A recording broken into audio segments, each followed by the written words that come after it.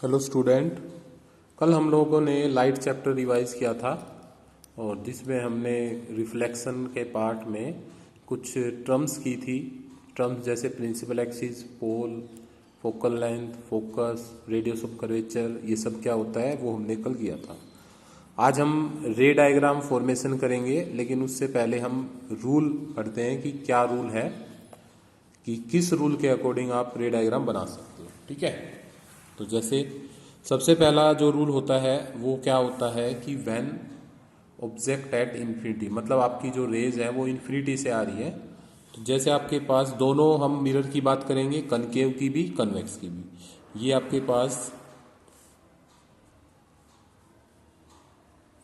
Concave mirror है, ये जो है प्रिंसिपल एक्सिस है। तो अगर कोई रे इन्फिनिटी से आती है तो वो रिफ्लेक्ट होने के बाद कहाँ से पास होगी? फोकस में से पास होगी। ये इसका फोकस है। तो रूल के अकॉर्डिंग अगर कोई भी रे प्रिंसिपल एक्सिस के पैरेलल आती है तो वो कहाँ से पास होती है? फोकस में से पास होती है। ठीक है, ये रूल है। इसी तरह से अगर आप कनकेव मिरर की बात करें, कनकेव मिरर के केस में क्या होता है? ये आपका फोकस इधर होगा इसका। अगर इन्फिनिटी से रेज आती हैं आपकी तो वो रिफ्लेक्ट होकर के डाइवर्ज होती है, क्योंकि जो आपका कन्वेक्स मिरर होता है वो डाइवर्जिंग मिरर है और वो डाइवर्ज होता है इस तरह से, इस डायरेक्शन में। अगर आप इसको पीछे की तरफ बढ़ाते हो तो आपको ऐसा लगेगा कि कहाँ से आ रहा है? फोकस से ये लाइट आपको देखने को मिल रही है। डॉटेड लाइन होगी आपकी। ठीक है, तो पहला रूल क्या था? If light ray comes parallel to principal axis then after reflection they passes from the focus या appear to passing from the focus. ये कनकेव मिरर है और ये कन्वेक्स। इसी तरह से आपका सेकंड रूल है, इसी का अपोजिट है, कि अगर कोई रे फोकस में से पास होती है तो वो रिफ्लेक्ट होने के बाद क्या होगी? पैरेलल जाएगी। ये फोकस है। मान लो कोई रे है और वो फोकस में से पास होती है इस तरह से। ठीक है, फोकस में से पास हो रही है तो वो रिफ्लेक्शन के बाद क्या होगा? पैरेलल जाएगी ऐसे। रिफ्लेक्शन के बाद ऐसे पैरेलल जाएगी। ये रूल है आपका कि कनकेव मिरर में अगर कोई रे फोकस में से पास होती है तो वो रिफ्लेक्शन के बाद प्रिंसिपल एक्सिस के पैरेलल होगी। सेकंड है आपके पास कन्वेक्स मिरर में। कन्वेक्स मिरर की बात करें तो इसी तरह से यहां पर क्या होगा? फोकस।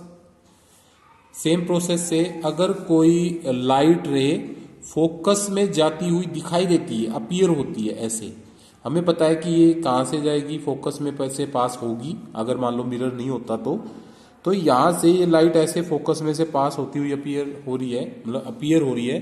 तो रिफ्लेक्ट होने के बाद वो क्या हो जाएगी? प्रिंसिपल एक्सिस के पैरेलल रिफ्लेक्ट होके प्रिंसिपल एक्सिस के पैरेलल जाएगी। ठीक है, तो ये रूल है आपका सेकंड रूल कि when light passing through the focus then after reflection it travel parallel to the principal axis. Okay, ये सेकंड रूल था। थर्ड रूल क्या है आपके पास? सेम फिर से कनकेव मिरर में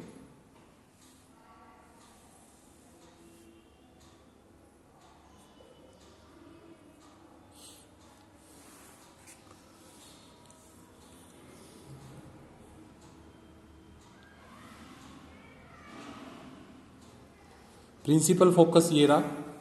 अब थर्ड रूल क्या है कि अगर कोई रे पोल, ये पोल है आपका, पोल पे आके स्ट्राइक करती है, मतलब पोल पर आती है, इंसिडेंट होती है, तो जिस एंगल से वो आएगी इसको बोलते हैं एंगल ऑफ इंसिडेंस। उसी एंगल से क्या होगी? रिफ्लेक्ट होगी। आर, एंगल ऑफ रिफ्लेक्शन, इस तरह से। यानी कि आई, एंगल आई इक्वल होगा किसके? एंगल आर के। ये कहलाता है आपका third rule. When concave mirror है, व्हेन लाइट स्ट्राइक या incident at the pole then it get reflect with the same angle as it incident, मतलब जिस एंगल से वो इंसिडेंट की है उसी एंगल से क्या होगी? वो रिफ्लेक्ट होगी। नेक्स्ट है आपके पास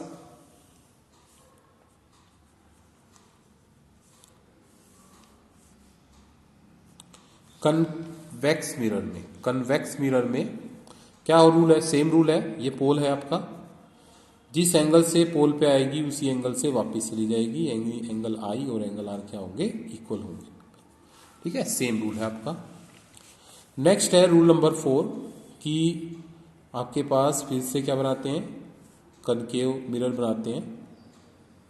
ये आपका क्या है, फोकस। अब मान लो आपकी जो रेज है वो सेंटर ऑफ कर्वेचर में से पास हो रही है। मान लो यहां से रे आई, ऐसे सेंटर ऑफ कर्वेचर है आपका, सेंटर ऑफ कर्वेचर सी से रिप्रेजेंट होता है। तो जिस रास्ते से या जिस पाथ से वो आती है, रिफ्लेक्ट होने के बाद उसी पाथ से क्या हो जाएगी, वापिस हो जाएगी। ठीक है, मतलब एक तरह से ये बोला जाए कि अगर सेंटर ऑफ कर्वेचर में से कोई लाइट रे पास करती है तो वो रिफ्लेक्शन के बाद सेम पाथ से वापस जाएगी, यानी कि यहां पर किसी तरह का रिफ्लेक्शन देखा नहीं जाता इस केस में। नेक्स्ट है आपके पास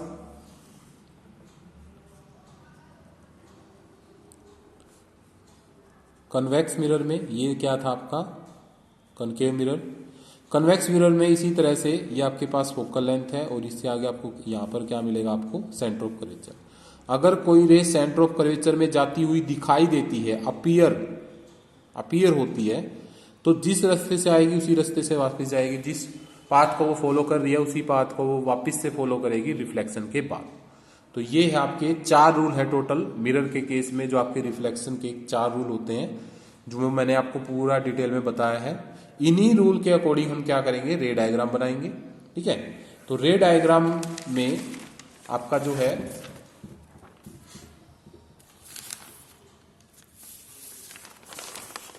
सबसे पहला जो केस आता है रे डायग्राम का, किसकी बात कर रहे हैं, कनकेव मिरर की बात कर रहे हैं। Image formation by the concave mirror. ठीक है, सबसे पहला केस है when object at infinity. When object at infinity, तो उस केस में क्या होगा, जैसे ये आपके पास मिरर है, इधर से पोलिस होगा, ये आपकी फोकल लेंथ होगी यहाँ पे, ये सेंटर ऑफ कर्वेचर होगा यहाँ पे। ओके, तो अगर कोई ऑब्जेक्ट आपका इन्फिनिटी पे है, मतलब बहुत दूर है, तो वहां से जो रे आएंगी वो प्रिंसिपल एक्सिस के पैरेलल आएंगी। और आपको रूल के अकॉर्डिंग क्या पता है कि प्रिंसिपल एक्सिस के पैरेलल अगर कोई रे आती है तो फोकस में से पास होती है, ऐसे ऐसे। ये है आपका रे डायग्राम। तो यहां पर इमेज बनेगी आपकी फोकस पर। तो आपको रे डायग्राम के साथ साथ उनका नेचर, साइज, पोजीशन, ये सब आपको लिखनी होती है। नेचर में जो है ये रियल इमेज है, ठीक है, क्योंकि फ्रंट में ही मिल रही है आपको। अगर मिरर के बैक में देखने को मिलती तो आपकी क्या होती, वहां पर वर्चुअल इमेज होती। साइज क्या होगा, डिमिनिश होगी। पोजीशन क्या होगी, एट फोकस। पोजीशन क्या होगी, फोकस पर। आपकी जो इमेज बन रही है, इमेज के बारे में बता रहे हैं। नेचर रियल होगा, साइज डिमिनिश होगा, मतलब बहुत छोटा साइज बनेगा इमेज का। और पोजीशन कहाँ होगी, मतलब फोकस पर आपकी इमेज बनेगी। ठीक है, नेक्स्ट है सेकंड रूल। सेकंड जो है आपका, व्हेन ऑब्जेक्ट एट या फिर between infinity and centre of curvature C, infinity और सी के बीच में है, तब क्या होगा। ये देखिए यहाँ पे, ये मिरर है आपका, कनकेव मिरर, प्रिंसिपल एक्सिस, ये पोल, ये फोकस और ये सेंटर ऑफ कर्वेचर। अगर आपका ऑब्जेक्ट यहां पर है सी के पीछे, बियॉन्ड सी बोलते हैं, तो यहां पर ऑब्जेक्ट है तो इमेज कहां बनेगी वो हमें देखना है। तो यहां से पैरेलल रह गई, रूल के अकॉर्डिंग कहां से पास होगी, फोकस में से पास होगी। फिर उसके बाद अगर कोई रे फोकस में से पास होती है तो कहां जाएगी, पैरेलल जाएगी, यहां से ऐसे। तो आपकी जो इमेज है जहां पे ये दोनों लाइन इंटरसेक्ट करेंगी, ये जो लाइट रे आ रही है जहां पर दोनों इंटरसेक्ट करेंगी, वहीं पर आपकी क्या बन जाएगी, इमेज बन जाएगी। यहाँ पे ये बन जाएगी। ठीक है, अगर आप इमेज ऑब्जेक्ट को ए बी से लिखते हो तो इसको आपको क्या लिखना पड़ेगा, ए डैश बी डैश से लिखना पड़ेगा। अब इसका नेचर क्या होगा, नेचर होगा फिर से रियल। ठीक है, साइज क्या होगा, साइज आपका होगा थोड़ा सा छोटा साइज होगा, मतलब स्मॉलर साइज होगा, छोटा साइज है। ठीक है। और पोजीशन कहाँ होगी, बिटवीन सी एंड एफ, सी और एफ के बीच में आपकी इमेज बनेगी यहाँ पे। और रियल के साथ इन्वर्टेड भी होगी, इन्वर्टेड मतलब उल्टी बन रही है, सीधी इमेज आपको दिखाई नहीं दे रही है, उल्टी इमेज आपको दिखाई दे रही है, ठीक है। थर्ड केस आपके पास व्हेन ऑब्जेक्ट एट सी, जब आपका ऑब्जेक्ट बिल्कुल सी पर, सी मतलब सेंटर ऑफ कर्वेचर पर है, तो कैसी इमेज बनेगी वो देखिए। ये आपके पास फोकस, ये आपके पास सेंटर ऑफ कर्वेचर, सी पर आपकी कोई इमेज ऑब्जेक्ट है तो रूल के अकॉर्डिंग पैरेलल होगा, तो फोकस में से पास होगी ऐसे। और अगर फोकस में से पास होगी ऐसे, तो रूल के अकॉर्डिंग क्या होगा, पैरेलल जाएगा बिल्कुल ऐसे।